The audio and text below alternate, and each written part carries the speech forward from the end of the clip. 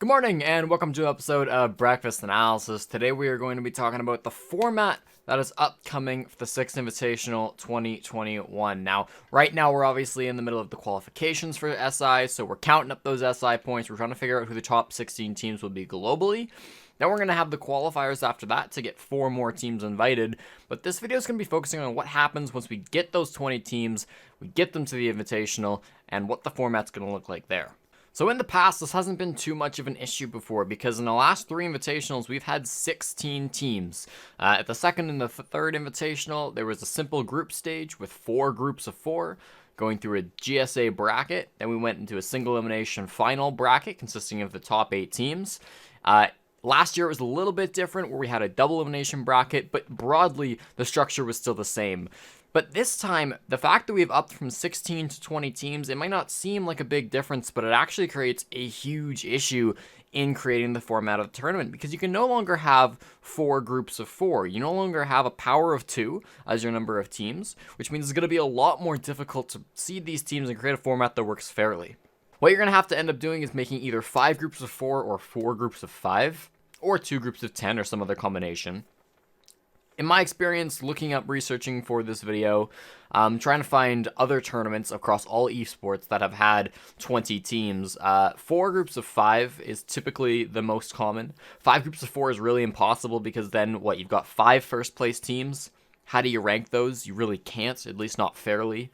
So typically, other tournaments have gone for some sort of a group stage system with 4 groups, maybe 2, and then into a bracket of some kind. Across Siege, I couldn't really find any examples of 20-team tournaments until I found this one. This was the Cyber Games Silver League Season 1. This was an Oceania tournament that happened in 2018. It's classified as D tier on Wikipedia. I mean, some of these are some pretty good teams, like Atletico and Darkside and Avent. I mean, these are names I recognize, but obviously not a super prestigious tournament. What they did was they went for 2 groups of 10. They had 18 matches get played per group. Each team played in every other team twice. Now, you could definitely shorten that to each team playing every other team once. And then they had an 8-team single elimination playoff. This was probably not the format that we want to go with for the Six Invitational. I mean, 18 games is a bit much for each team to play. Maybe even 9 games is quite a lot for the group stage. And having 2 groups and only taking the top 4 from each group means there's a lot of games that end up not really mattering. You know, if you're the team not quite sure in this group stage and you get halfway through and you're already locked out, you've got a lot more games to play that don't really mean anything, and that's a big problem. It's worth noting that this was a league, not a tournament either. So this took multiple months to complete, which is obviously not the time frame we're working with the Six Invitational. The next tournament I want to talk about is a League of Legends tournament. It's the Demacia Championships 2019. This was a Chinese League of Legends tournament. Took place, obviously, at the very end of 2019. It only took a week, so they got it done in pretty good time. And as you can see, I think they took probably the most basic solution that you can have, and not inherently a bad solution either, where they had 4 groups of 5, and if we open these groups, what we'll see is that these groups were round-robin groups, meaning that every team played every other team once. That means that there are 10 games total per group, and each team plays 4 matches, excuse me. So Edward Gaming, just an example, they played this one, this one, this one, and this one.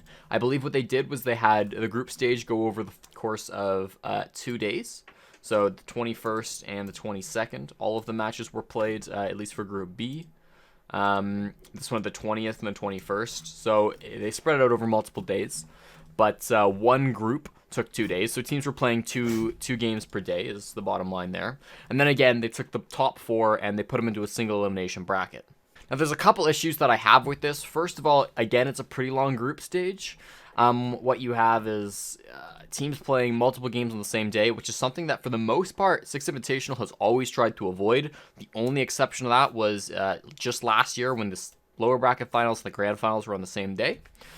So there's a lot of group stage matches that get played. And the other thing, again, is that a lot of the matches aren't really going to matter. You know, if you're Sunning, for example, I hope I'm pronouncing that right, and you go 1-3, it's very possible that you get to your last game, maybe your last 2 games if you're like young miracles, and they're just irrelevant. And it's really, especially the Six Invitational where teams have come all this way, you really want to do everything you can to avoid pointless matches. And again, that's another thing that that Six Invitational has done. We've never had an irrelevant match at the Six Invitational. It's also worth noting that if we were to use a system like this one, we'd be going back to a single elimination bracket, which is a little bit less competitive than a double elimination bracket, but I think that's probably a sacrifice we're going to have to end up making. I mean, when you consider the fact that the group stage is going to get longer no matter how you cut it, either there's going to have to be a larger production, and it's going to have to be more days, like substantially, or you're going to have to reduce from a lower bracket into just a single elimination tournament.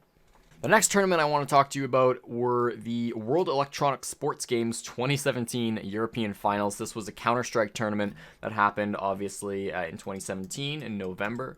It was done over the course of just 3 days, so they managed to do this very quickly. And I think it solves a couple of the problems that we just saw from the Demacia tournament. So they have their 20 teams once again happening in 4 groups of 5, and the group stage is pretty similar. Again, you're playing 10 different matches per group, and each team is playing 4 different games.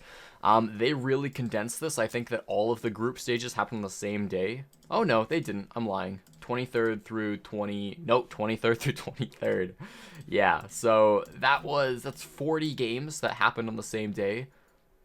Oh no, looks like Group C and D were happening in the next day. So that's 20 matches a day. That's a lot. That's a lot of games. And for the Six Invitational, this is not that prestigious of an event. So I don't know if every game was broadcasted. Probably not. But the Six Invitational, you want to broadcast every game. So this is probably a bit more unrealistic. You'd have to expand it to be longer than 2 days just for the group stage. But still, you've got your standard group stage. And then their bracket was really interesting, and I like this bracket a lot. It's probably my favorite bracket that I've seen from another tournament. And if I have to choose a structure that's already been done before, I would probably go with the WESG 2017 finals, because what you have, if you've got 4 groups where the top 3 teams matter.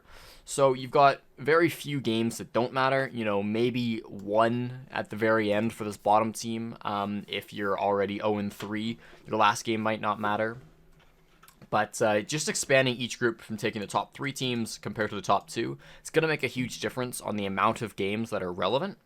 And then when you get to this grand finals, I think it's very, obviously, again, it's not double elimination, but I think that's okay, because you're feeding these teams through. You've got 12 teams in the tournament, and basically your first round takes the bottom 8 teams of the top 12, obviously, and then it just seeds in the top 4. So it really rewards you finishing first in your group. It's not a huge, massive reward, but you're still managing to skip around the tournament, and now it's, from the quarterfinals, it's just a standard single elimination tournament. And again, I'm going to say, I don't think losing out on double elimination is that big of a deal, especially when group stages are going to get longer. Single elimination, they're not maybe as competitive, but they're still competitive tournaments. They're very exciting for viewers, and you don't have to, make that question on should there be a map advantage in the grand finals. That has been a large debate in the Siege scene. I do want to compare the World Esports Games tournament with this one. It's a Dota 2 tournament called the Defense Season 4. It happened all the way back in 2013. And you can see it's a season. It took multiple months to complete this, but it could be sped up. And, the group stage was relatively the same. In fact, it's almost exactly the same as what we saw from WESG, but the bracket looks a lot different. And the difference is that in this Dota tournament, they opted to have a lower bracket rather than just seeding in the winners into round 2. They put them in an upper bracket, and then they didn't have to come down into the lower bracket until losers round 3. A couple of things this changes. Obviously, it gives 4 teams a second chance, whereas it gives 8 teams just 1 chance. And also it guarantees that these top 4 teams, these teams that won their groups, Navi, IC Cup, Alliance, and KP, I hope I'm pronouncing those right. It gives those 4 teams, it gets them into the top 6 rather than the top 4. Even if you lose every game after this, such as iCup did, you're still going to get 6th place, right? Whereas in the other format that we saw, it gets them into the top 8 if you finish first in your group. So it's definitely more of an advantage for the winning teams of the groups. I don't like this one as much because it is a lot more games in the playoffs. Is going to expand the time for you quite a bit. And that's already a big problem with the World Esports Games, and we'll talk about that next. And it also, I would say, is too big of an advantage just because you won your group stage. I mean, Mouse and Na'Vi, just taking this as an example, barely finished differently. They even tied in their Group A match. So I'm not even sure how. Okay, they played a tiebreaker. Yeah. So those teams were very close, and Na'Vi got a pretty massive advantage over Mouse. And Mouse fell before they even got to the top 6. So I would say that's a little bit too unfair. I don't think that's the type of tournament that we'd want in our game. Now, the big problem with the World Esports Games is that there was 51 matches played altogether. That's not per team, that's for the whole tournament. That's 51 games, 52 including the third place match, but I assume that wouldn't happen for the Six Invitational. But that's 51 games that the broadcast team would have to cover, that FACEIT or Ubisoft, I guess, would have to pay for. Which is a big increase. SI, the fourth Six Invitational, the one that we just had last year, had 34 matches played. The two before that had 27 matches played. So a jump up to 51 is quite a large jump. I think it would be worth it. Again, I think this is probably the best system that has been played in all of esports with 20 teams. But it is a big investment, so I could see maybe why it wouldn't be favored. And then we get into what I would describe as my favorite option. It's not something that's ever been run before, but it's what I think would make the best tournament for the Six Invitational, and probably what I would do if I was put in charge. What I would do is I'd have 2 different group stages. The first group stage to whittle us down from 20 teams to 16, and the second group stage just being the GSA bracket that we know and love and that we've used for the last 3 Invitationals. Now we move on to what I believe would be the best option for the Six Invitational. It's never been done before, so I've created it here in my favorite program, Microsoft Paint, and I'm going to walk you through how it would work. The main idea is that we have not 1, but 2 group stages, so that the groups can be fairer, that they can, whittle teams out, I think, in a better manner, and that's what we'll see here. So let me describe how these 2 group stages work. The first group stage is going to be the most confusing part. What you do is you take the bottom 16 teams, so you give the top 4 teams who scored the most points a bye, and you split them into 4 groups. That's 4 groups of 4 teams. But all you really care about are the losing teams. So, for example, in the first group, you'd have the 5th seed team, the 20th seed team, the 12th seed team, and the 13th seeded team. Now, they'd play their opening matches. Let's say the 5th seeded team and the 12th seeded team won. That means they're safe and they're on to group stage 2. You just need to win 1 game to get to the second group stage. Then you'd have a match between the losers of those 2 opening games. The loser of that goes home, and then the winner can move on to group stage 2.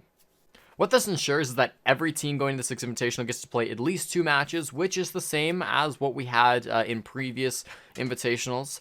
And it also means that every game matters in this first group stage and throughout the rest of the tournament. From this point, we'd continue on simply as we've continued on in previous Six Invitationals. This, what I've pasted on here, is the 3rd Invitational from 2019, I suppose, where again you have your GSA groups. Really, all Group 1 is a modified GSA groups where we don't care about the winner's game or the decider's game because you want top 3 rather than top 2. Into an 8-team single elimination playoff. Again, I don't think there's anything too wrong with single elimination playoffs unless the budget's going to increase by quite a bit and the coverage is going to increase by quite a bit. I don't anticipate, I don't think it's possible really to do a double elimination bracket because your group stage has to get longer. And I think this is a good way to do it. It doesn't increase the amount of games by too much. It's only 39 games that have to get played in this system. That's only 5 more from what we saw at the last Invitational. That's very little. That should be accomplished pretty easily. It could be done in 8 days, and no team would ever have to play twice on the same day. That includes, obviously, semifinals and grand finals. You'd need 2 days for Group Stage 1. You'd need 3 days for Group Stage 2, and then you need 3 days for the final bracket. Of course, you could spend that to 9 days if you want to limit the amount of matches that you're playing per day, or that you're casting per day for the broadcast talent. But I mean, in either way, you've got a pretty good spread, I would say. You also are allowing 2 losses, which I think is nice. This is something where, at the first invitational, if you lost once anywhere in the tournament, you were out. In the second 2 invitationals, if you lost once in the group stage, you could still come back and win the whole tournament. In the most recent invitational, you could lose once in the group stage and once in the bracket and still go on to win the tournament. And then you had, of course, in this system, you could lose 3 times, or you could lose twice again. Right? Because you could lose once in group stage 1, you could lose once in group stage 2, but you couldn't lose at all in the playoffs. So it's still about the same forgivingness, if that's a word, as the most recent invitational was. It's a little bit more complicated, but you're going to get more complicated no matter what. And yeah.